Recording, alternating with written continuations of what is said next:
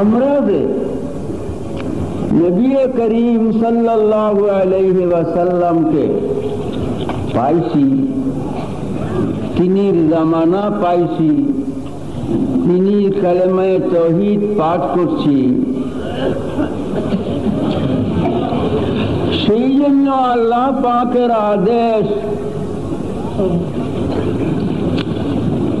আনন্দ উৎসব